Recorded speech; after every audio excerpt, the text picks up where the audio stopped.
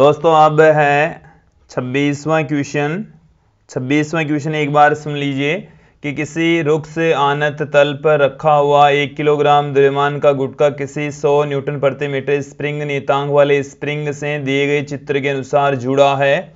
एक बार इस चित्र को समझ लीजिए कि यहाँ पर एक दीवार है और उस दीवार से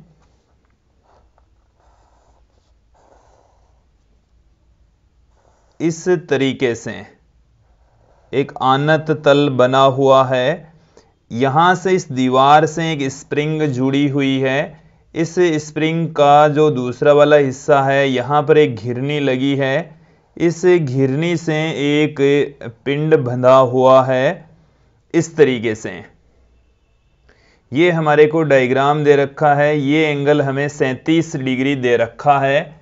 यहाँ पर ये जो पिंड है इसका द्रव्यमान यदि मैं कंसीडर कर लूँ कि ये स्मॉल m इसका द्रव्यमान है, इसका द्रव्यमान यदि मैं स्मॉल m कंसीडर कर लूँ, वो भी हमें 1 किलोग्राम दे रखा है। ये हमें स्प्रिंग दे रखी है। स्प्रिंग का स्प्रिंग नियतांक जो K है वो 100 न्यूटन प्रति मीटर दे रखा है। और ये बता रखा है कि ये जो पृष्ठ है वो एक घर्षण वाला पृष्ठ है। इस पिंड तथा इस पृष्ठ के मध्य घर्षण बल लगता है। आगे देखिए क्वेश्चन में कि गुटके को स्प्रिंग की बिना खींची स्थिति में विराम अवस्था से छोड़ा जाता है। गुटका विराम अवस्था में आने से पहले आनत तल पर 10 सेंटीमीटर नीचे खिसक जाता है।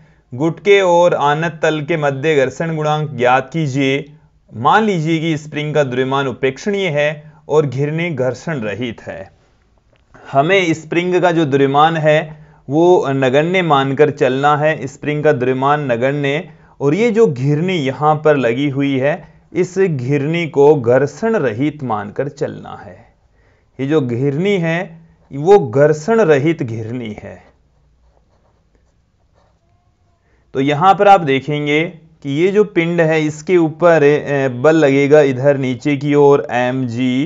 इस डायरेक्शन में ये वाला एंगल यदि 37 डिग्री है तो ये एंगल भी 37 डिग्री रहेगा। तो इस डायरेक्शन में इसके ऊपर काम करेगा mg साइन 37 डिग्री, और इस डायरेक्शन में काम करेगा mg cos 37 डिग्री। ये जो mg cos 37 डिग्री है इसके ऊपर एक प्रतिक्रिया बल R काम करेगा, उससे संतुलित हो जाता है। और ये जो mg sin 37 डिग्री है वो संतुलित होता है एक तो इस डोरी में उत्पन्न तनाव और इस पिंड के ऊपर लगने वाले घर्षण बल से।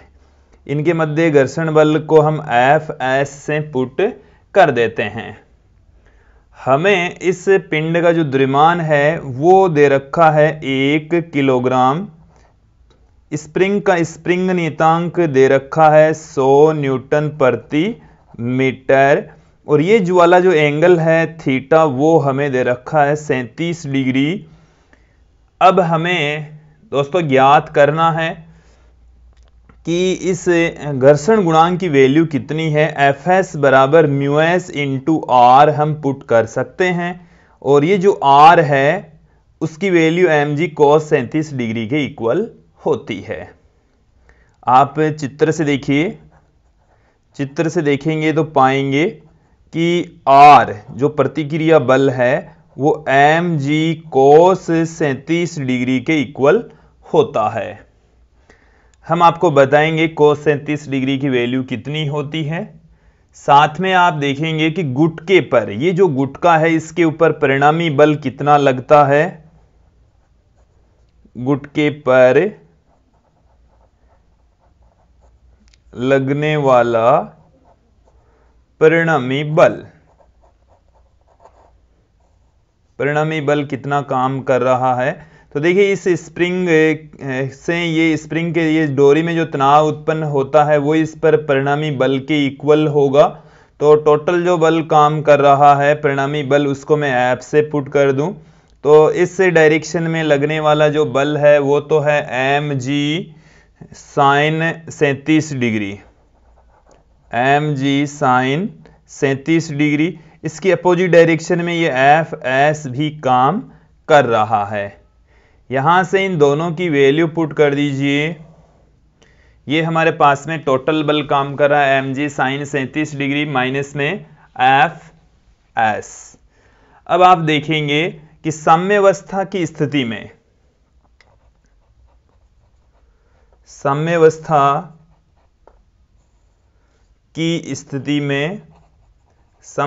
की स्थिति में ये जो स्प्रिंग है वो इधर की ओर गति करते हुए 10 सेंटीमीटर विस्थापित होकर स्थिर अवस्था में आ जाती है। इट मीन्स इसके अंदर एक एनर्जी संचित हो जाती है जिसको हम स्थितिज ऊर्जा कहते हैं।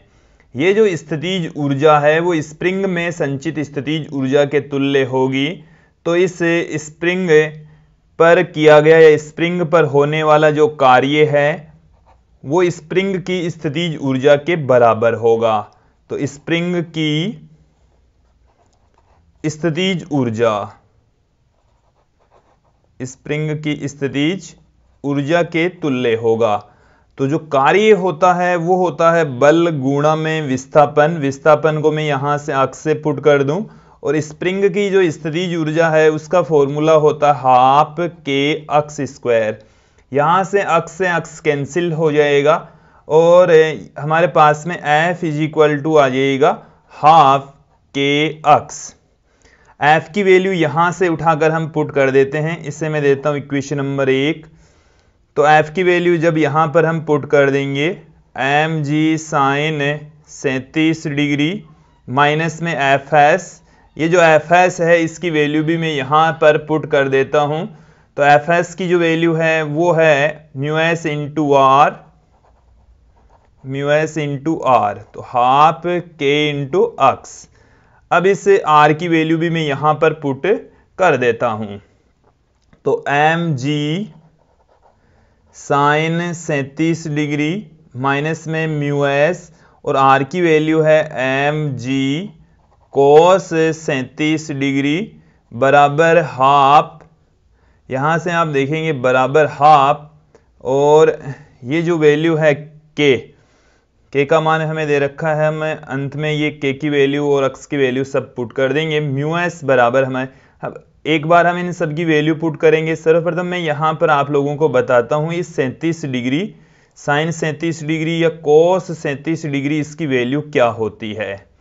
हम आपको बता दें दोस्तों कि यदि ये वाली भुजा 3, ये वाली भुजा 4, तो ये वाली भुजा एक समकोण त्रिभुज में 5 होती है। और यदि आप यहां पर देखेंगे तो ये वाला एंगल 90 डिग्री होगा, ये वाला एंगल 37 डिग्री होगा और ये वाला जो एंगल होता है वो 53 डिग्री होता है।